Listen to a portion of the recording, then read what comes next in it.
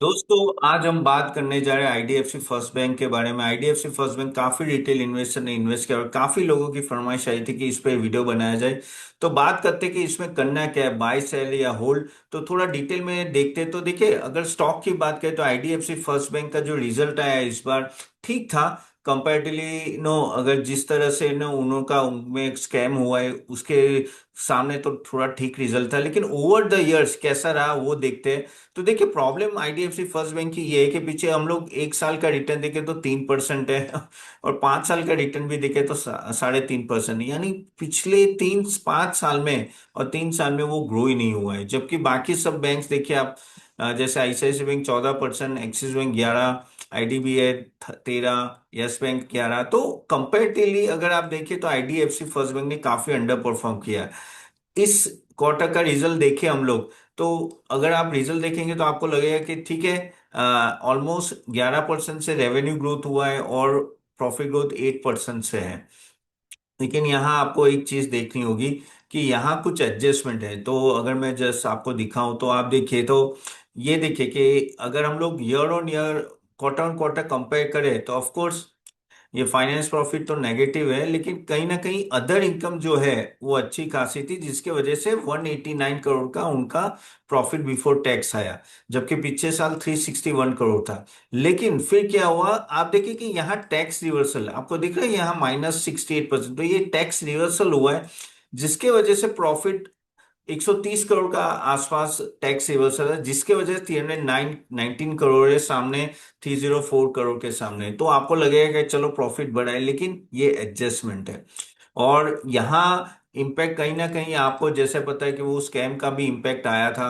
अगर हम लोग बात करें कि वो कितना इम्पैक्ट था, तो अगर आप देखें तो ऑलमोस्ट 645 करोड़ का फ्रॉड जो हुआ है वो रिकॉग्नाइज हुआ है, जो डायरेक्टली इनके प्रॉफिट बिफोर टैक्स में हिट हो रहा है।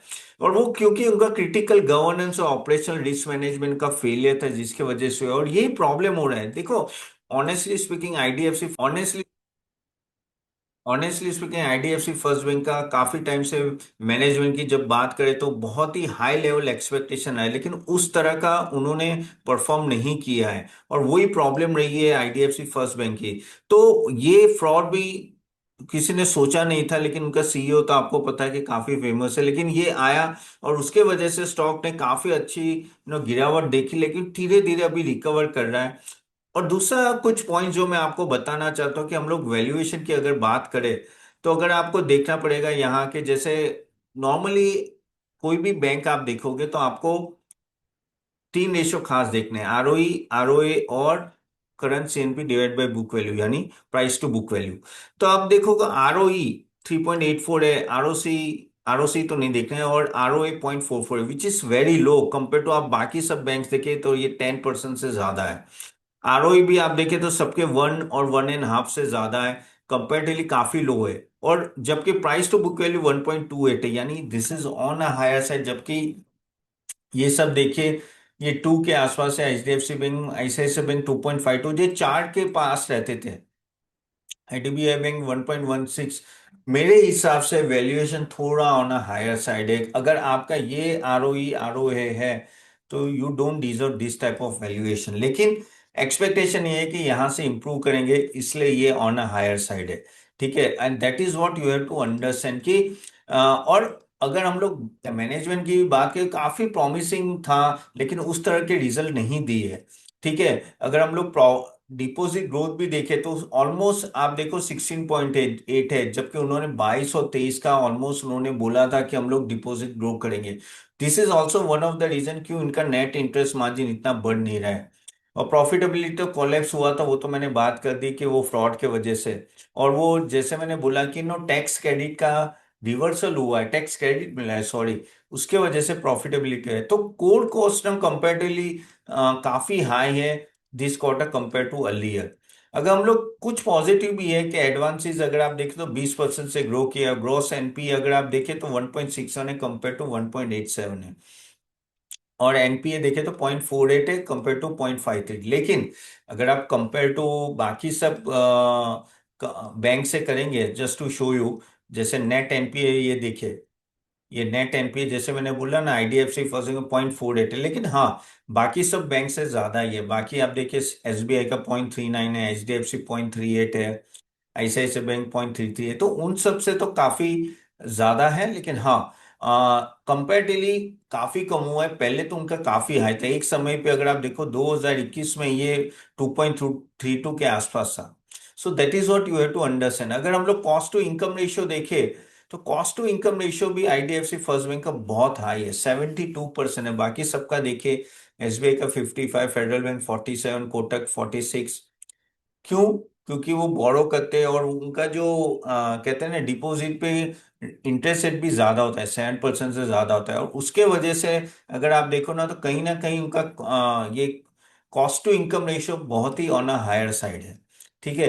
अगर मैं थोड़ा पॉजिटिव में, जैसे मैंने बात की कि ओवरऑल लोन ग्रोथ अच्छा है, ग्रॉस एनपीए कम हुआ है, एनआईए ग्रोथ 15% का ग्रोथ है, और वेल कैपिटलाइज है, 15.6 है सीआर यानी कैपिटल एडिक्यूसी रेशियो। तो ऐसे कोई कंपनी में प्रॉब्लम नहीं है, बैंक में प्रॉब्लम नहीं आएगी। लेकिन हाँ, जो फ्रॉड हुआ वो एक चिंताजनक है। अगर हम लोग ग्रॉस एनपीए का अगर हम लोग बात करें, बाय द वे यहाँ जो भी बातें हो रही है सिर्फ आपके नॉलेज के लिए, यहाँ कोई रिकमेंडेशन नहीं है।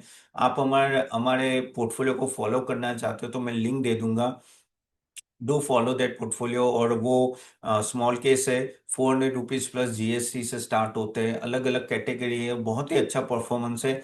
मैं लिंक दे दूंगा, आप क्लिक करके जरूर जाके देखिएगा। ठीक है, it will be very well, it will be very helpful कि आपको एक बड़ा वेल्थ क्रिएशन आगे करना है, तो it will be very helpful. चलिए अभी हम लोग गाइडेंस के हिसाब से देखें तो ग्रॉस एनपीए अभी इस बार का 1.87 आया, पीछे टाइम 1.69 था। और सॉरी, लास्ट टाइम 1.87 था, इस बार 1.61 है, तो इम्प्रूविंग है।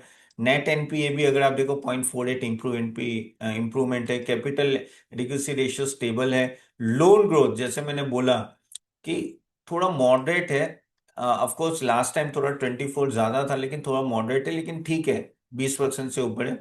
ये प्रॉब्लम है। आप देखो डिपॉजिट ग्रोथ 36 था पिछले साल, क्वार्टर 3 में 24, ये आ गया 16 पॉइंट। अब ये जब होता है तब दिक्कत आती है। क्यों? क्योंकि जो डिपॉजिट ग्रोथ, डिपॉजिट क्या होता है कि आप सस्ते में पैसे लेते हो और फिर आगे लोन में देते हो। तो फॉर एग्जाम्पल आप डिपॉजिट रखते हो तो आप 5, 6, 7% देते हो, लेकिन सामने लोन 12, 13% की लोन में देते हो।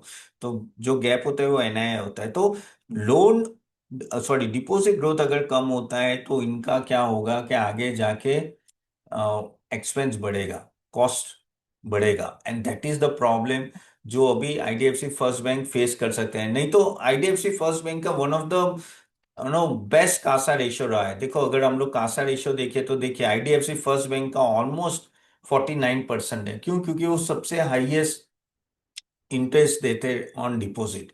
Okay, so that you have to keep in mind. तो ये एक बड़ा है। अब ओवरऑल अगर हम लोग गाइडेंस के सामने देखें तो लोन ग्रोथ मैट हो गया, डिपॉजिट ग्रोथ कंप्लीटली मिस है, नेट इंटरेस्ट मार्जिन मैट हो गया, क्रेडिट ग्रोथ अगर आप देखो 2.1 बोला था, वो 2.1 तो वो भी मैट हो गया। आरओई कंप्लीटली मिस है, 3.9 है, जबकि उन्होंने बोला था हम लोग 16% से ग्रो करेंगे। अब वही प्रॉब्लम है कि मैनेजमेंट बोलती कुछ है लेकिन होता नहीं है, और ये बीच में ऐसे फ्रॉड और वो सब आता है तो प्रॉब्लम हो जाती है। तो वो एक बड़ा मिस है, इसलिए इस कंपनी को प्रीमियम नहीं मिला, इतने साल से वो परफॉर्म नहीं कर पा रहा है। अगर हम लोग देखें तो कुछ रेड फ्लैग जो आपको ध्यान में रखने हैं कि आरओए गाइडेंस जो था 2025 का, उन्होंने 3 साल बैक कर दिया। ग्रोथ गाइडेंस उन्होंने 25% बोला तो उन्होंने 20% कर दिया है। क्रेडिट कार्ड भी ऑलमोस्ट आप 4 क्वार्टर 2024 से 25 स्लिपेज हुए थे। और प्रोडक्टिविटी भी काफी हद तक काफी सारे सेगमेंट में डिस्क्लोज नहीं किए, लेकिन वहां है प्रॉब्लम। ठीक है, so that you have to keep in mind. Also guys आप समझिए कि ये जो फ्रॉड हुआ है वो 645 करोड़ का है, यानी बड़ा है। अब वो फ्रॉड होता है तो आपका डायरेक्टली प्रॉफिटेबिलिटी में इम्पेक्ट आता है, डिपॉजिट में इम्पेक्ट। और एमएफआई जो पहले बहुत ही बड़ा इशू था, अभी तो थोड़ा कम हुआ है, लेकिन आगे जाके भी इशू रह सकता है। तो वहां भी हमें देखना है कि वहां कोई एनपीए बढ़ नहीं रहे है ना। तो that is what you have to keep in mind. बाकी मैंने जैसे आपको बोला कि बाकी सब रेशियो अगर मैं नेट इंटरेस्ट मार्जिन गिनूं तो आईडीएफसी फर्स्ट बैंक का अच्छा है कंपैरेटिवली। और overall credit to deposit ratio वो भी अगर हम लोग देखें तो ऑलमोस्ट 97 है, यानी क्रेडिट ऑलरेडी काफी दे के रखा हुआ है। सो आप बोलोगे तब अपन करना क्या है इस लेवल पे? बाय द वे, आपके कोई क्वेश्चन है तो जरूर कमेंट बॉक्स में डालिएगा, आई ट्राई टू आंसर। मैं अभी इसके बाद में आपके क्वेश्चंस भी लेने वाला हूँ। वेल, मेरे हिसाब से जैसे मैंने बोला कि प्राइस टू बुक वैल्यू 1.28 है, यानी फेयरली वैल्यूड है। ओके, ये सस्ता नहीं है। क्यों नहीं है? क्योंकि आरओई आरओई इतने ज्यादा है नहीं। प्रॉफिट ग्रोथ, लोन ग्रोथ भी अगर आप देखें, वो भी इतना खास नहीं है। So one has to be careful, ये टाइम लगेगा। It will take, it has to give a good quarter result over the time, तो अगर यहाँ से बढ़ना है तो आशाएं बहुत है आईडीएफसी फर्स्ट बैंक के साथ, लेकिन उस तरह से परफॉर्म नहीं होते। तो please, again, just my view, it will take some time to go up, लेकिन आप प्लीज अपना रिसर्च करके इन्वेस्ट करना है, ठीक है?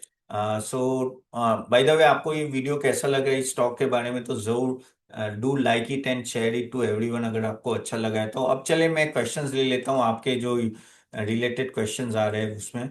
तो पहला क्वेश्चन है, आपके कोई क्वेश्चन तो कमेंट बॉक्स में जरूर डालिएगा। अपोलो माइक्रो, जैन शाह 6810 बोल रहे हैं। वेल, अपोलो माइक्रो आप होल्ड कीजिए, आई थिंक उसका रिजल्ट भी आया था। अपोलो माइक्रो सिस्टम, ओके, और ठीक है, बड़ा भी है अच्छा खासा है, और नो डिफेंस में अच्छा खासा कर रहा है, तो आई थिंक होल्ड कर सकते हैं, उसमें कोई डाउट नहीं है। वारी energies, Vikram solar, well solar companies में इन्वेस्ट किया है। वेल, वारी और विक्रम दोनों में थोड़ा आपको ध्यान रखने की जरूरत है, क्योंकि क्या हो रहा है कि अभी कंपटीशन बहुत है, तो मार्जिन में डायरेक्ट प्रेशर आ रहा है। इवन विक्रम में भी सेम चीज है। तो आप थोड़ा ध्यान रख के इसमें इन्वेस्ट कीजिएगा, क्योंकि क्या होता है कि हमें लगता है कि ये मार्जिन्स कंटिन्यू करेंगे, लेकिन कंपटीशन ज्यादा रहती है तो नीचे आ जाते हैं, जैसे वारी एनर्जीज में रिसेंटली हमने देखा है। तो थोड़ा केयरफुली इसमें कीजिएगा। विशाल कुमार Y9040 बोल रहे हैं।